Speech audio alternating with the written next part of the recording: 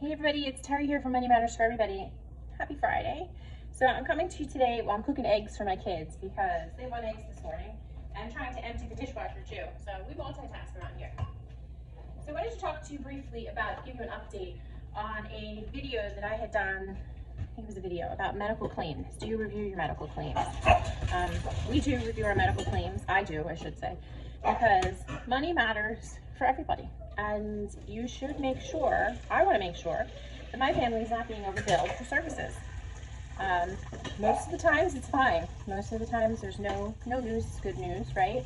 But recently, I had found that we were overbilled.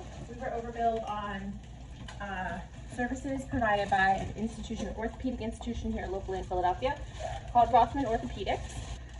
So if you recall, I talked about a post that said, do you review your medical claims? A shoulder injury, because he thinks he's a kid again, right? So he had fallen on his shoulder 2 years ago in 2021. He went to Rothman to see an orthopedic doctor that he knew previously because he had injured his shoulder and he just wanted to make sure that it wasn't something serious. So that visit in 2021, the insurance was billed $230, a new patient visit. This time around in 2023, he went to the doctor. The doctor billed him for a new patient visit, which one is not legal, because he was seen there in the last 3 years by a similar provider. CPT coding seen in the last 3 years. Tim was seen by a similar provider back in 2021 and charged a new patient visit. This time around, he was charged a new patient visit for $898. That's insane to me. So I've done some research on Rothman Orthopedics, and it does appear that they had a new CEO come in 2021. And I don't know, I guess in backdoor discussions that CEO has been dismissed because Rothman's sales are down. People are not visiting that particular facility. They're not seeking services.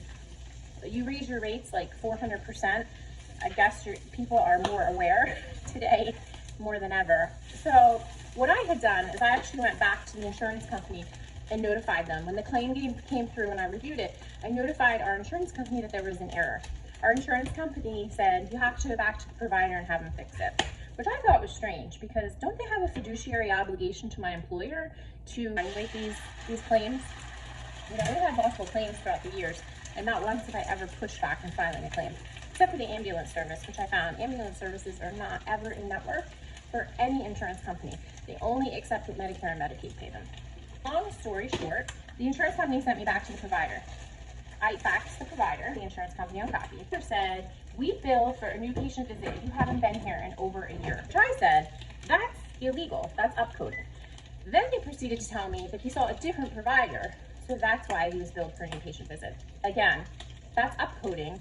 That's not per CPT, which says that if the patient has been seen by your practice in the last 3 years and by a similar provider, you have to bill as an established patient. You should not be using that code for a new patient visit. 90 minutes on the phone with our insurance provider after this whole talking to the insurance provider, talking to the provider themselves, finding out that they are indeed billing services illegally. I would consider it upcoding. And at that point, when I told the insurance company that and reminded them that they have a fiduciary obligation to my employer that you investigate this, spent 90 minutes on the phone with them. 90 minutes. Oh, I should mention that I also brought an advocate into the mix. So my company offers advocate services. And I thought this is great because I've spent hours on this at this point, and I really don't want to have to call a lawyer to deal with this, but guess what? At the end of this, I'm pretty sure I'm going to be calling a lawyer anyway, because this is not acceptable and it cannot happen. And I get so angry when there is a misuse or a waste of resources or a waste of money that's charged. The ultimate bottom line to me isn't much. It's not going to save me much money for them to rebill it correctly or resubmit it correctly. Probably not going to matter. You guys want to guess if this one is going to be a double? This is like bananas, isn't it? This is a regular one. This actually might be one of the new chickens, right? That's a normal one. That's a normal one? Yeah. The cost, it was a double. The cost is probably not going to matter for us. It's probably going to be about the same out-of-pocket cost.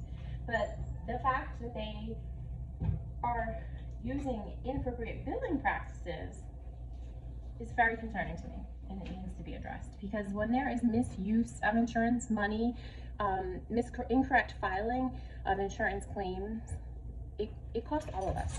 It winds up costing every single one of us that pays into or utilizes the healthcare system. I did my air quotes there because it's not healthcare anymore. So what does this mean for you? I really want everybody here at Money Matters for Everybody. We care about our bottom line. We care about the money that we spend. We do have fun. We want to have fun with the money that we spend. We want to keep more of our money. We don't want to be wasting money. I think that that's a big differentiation for us, like a big, big difference.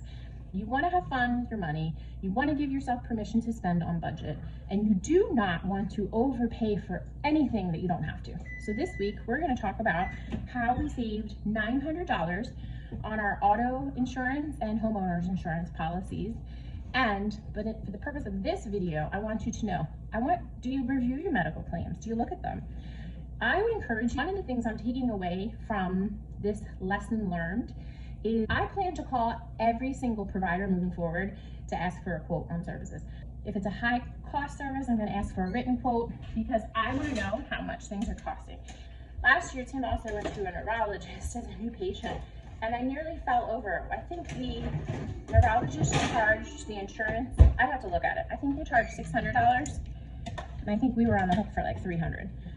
But I want to know, how much is it going to cost? And so we can look together to say, is it worth it? Are there alternatives that we could do? So I will give a caveat here that I'm a nurse, so I feel better equipped than I would say average to navigate the healthcare system.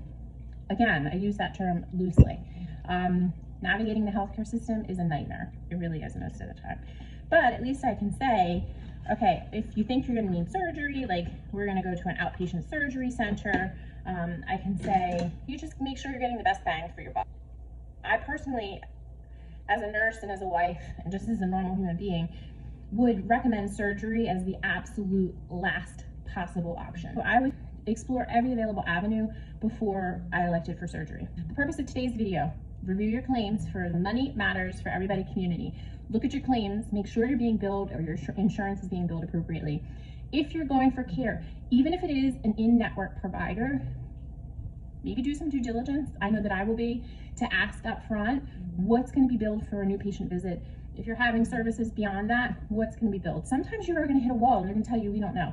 Well, you better figure it out, because I want to have a good idea. You guys have a good idea as to what I'm going to be on the hook for or what you're going to charge to my insurance, so I can kind of have that in the back of my head.